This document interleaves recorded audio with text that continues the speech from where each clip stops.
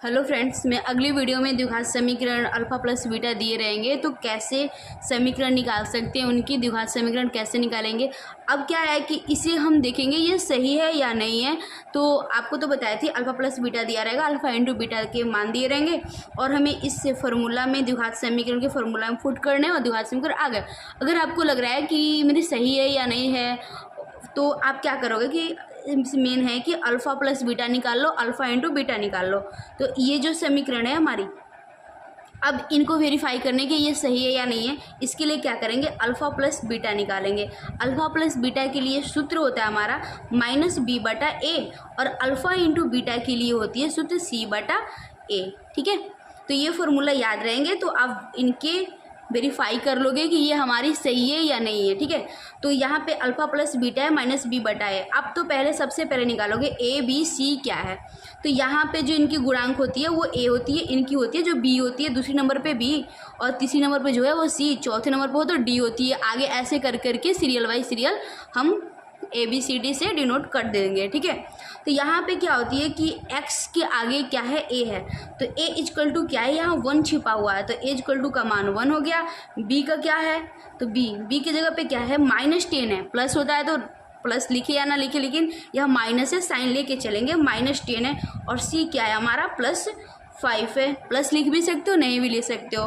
तो यहाँ पे क्या करेंगे, अल्फ़ा प्लस बीटा निकालेंगे।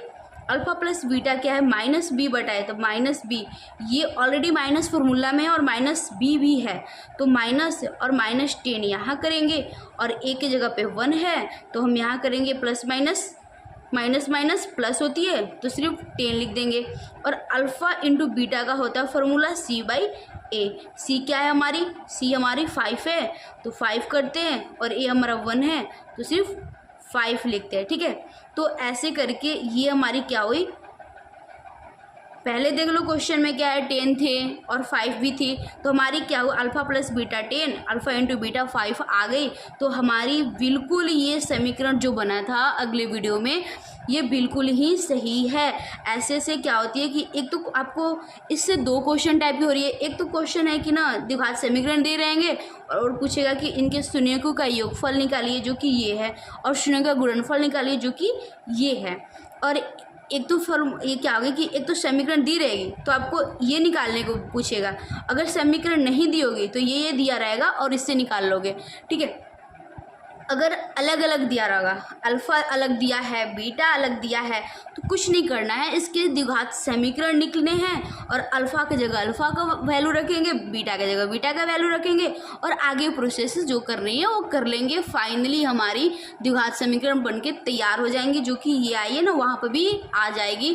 भले वैल्यू अलग अलग है तो वैल्यू अलग आएगी। ठीक है, अगर आपको आ रही है तो प्लीज़ कॉमेंट बॉक्स में यस या नो लिख दो, और आ रही है तो यस लिखना और नहीं आ रही है तो नो ही लिखना।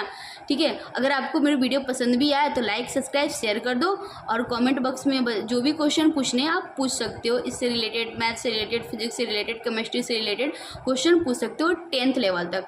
ठीक है, और 11th-12th लेवल तक अगर क्वेश्चन पूछने हो तो मैथ और फिजिक्स से ही पूछना।